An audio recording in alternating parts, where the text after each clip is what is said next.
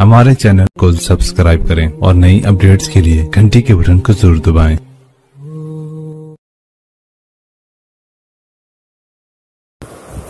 बिस्मिल्लाहिर्रहमानिर्रहीम। अस्सलामु अलैकुम वरहमतुल्लाहि वबरकातुहू। नाज़रीन इकराम, आप देख रहे हैं जमजम ग्राफी गुजरात फाइल्स पसे पर्दा हक़ाइक़ का इंकिशाफ।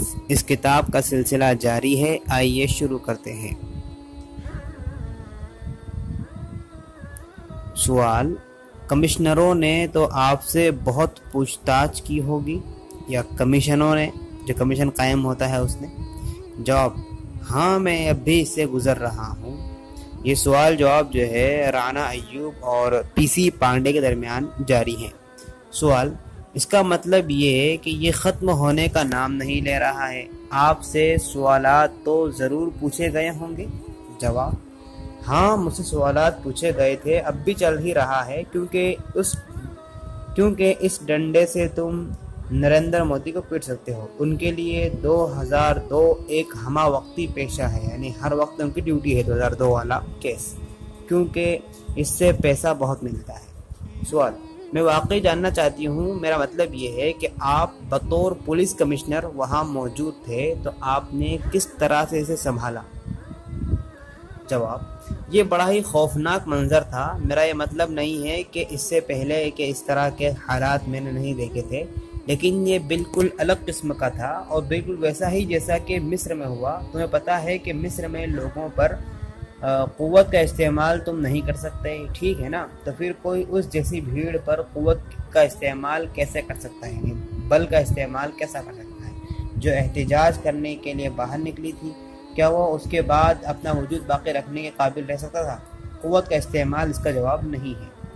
सवाल, तो क्या गोधरा वाक़या ही गुजरात फसादात का सबब बना, यानी गुजरात दंगों के कारण गोधरा का जो वाक़या था वही हुआ?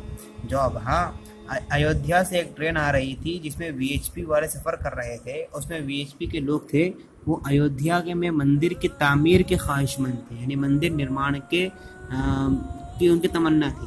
वही लोग वापस आ रहे थे। कुल 73 अफराद थे, यानी 73, लेकिन कुछ मुसलमानों ने उन पर हमला कर दिया। मकामी लोग, यानी लोकल लोग, पेट्रोल के डब्बे लेकर आए, कंपार्टमेंट में दाखिल हुए और आग लगा दी। नतीजतन 61 लोग मर गए। उसके इंतकाम में वीएचपी ने बंद का ऐलान कर दिया। फिर 28 तारीख को तशद्दुद भड़क उठा और हर कोई सड़कों पर उतर आया, बूढ़े, जवान, लड़कियां, सब। सवाल, तो उसके खिलाफ इल्ज़ाम क्या है, यानी मोदी के खिलाफ इल्ज़ाम क्या है? जवाब, उनका नज़रिया है कि उसी ने हर आदमी को बाहर आने के लिए मुनज़्ज़म किया। 27 तारीख को वो गोधरा गया था। इल्ज़ाम यह है कि मुसलमानों के खिलाफ तशद्दुद के लिए उसी ने उकसाया था, यानी मोदी ने।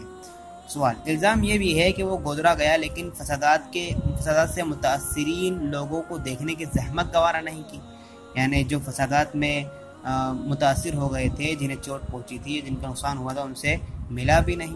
जवाब, वो क्यों करेगा, वो उनसे क्यों मिलेगा? सवाल, हाँ, हिंदू मारे जा रहे थे ना? जवाब, और वो 10 या 11 बजे रात को वापस लौटा था। सवाल, उनका मानना है कि उसने उन्हें किसी तरह की कार्रवाई से मना कर दिया था? जवाब, इसीलिए उन्होंने कमीशन के दौरान मुझसे उसके बारे में पूछा था। मैंने वजाहत कर दी कि मुझे इस तरह का हुक्म नहीं दिया गया था। मैंने कहा कि इस तरह का हुक्म उसकी जानिब से मुझे नहीं मिला और मैंने कार्रवाई भी की थी, लेकिन उसके बावजूद लोग मारे गए। अब मैं ये तो नहीं कह सकता कि मैं हर आदमी की हिफाजत कर सकता हूँ, मैं खुदा नहीं हूँ। और जैसा कि मैंने कहा कि बेहतर से बेहतर करने की कोशिश मैंने की थी। सवाल, क्या सिर्फ यही एक बात है?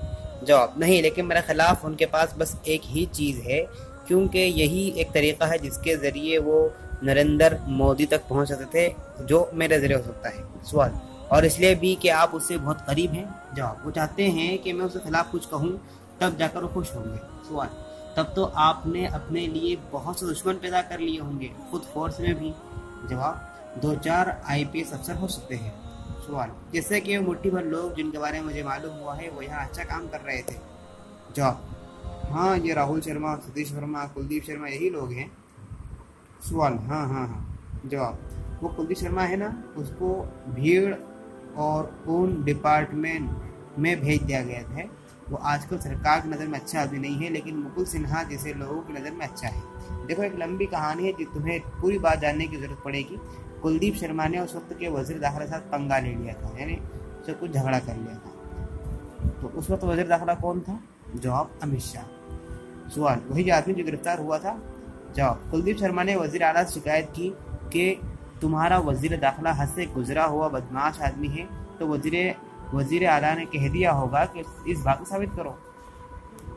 सवाल, लेकिन वो वज़ीर दाखिला के खिलाफ कार्रवाई कैसे करेगा? जवाब, और सुनो, फिर उसने हिम्मत दिखाई कि वज़ीर आला को खत लिखा कि इस मामले में वज़ीर दाखिला के खिलाफ CBI से इंक्वायरी करवाए, लेकिन वज़ीर आला ने कहा कि मैं उसकी इंक्वायरी किसी सबकदोश चीफ सेक्रेटरी से करवाऊंगा, यानी कोई रिटायर्ड चीफ सेक्रेटरी से।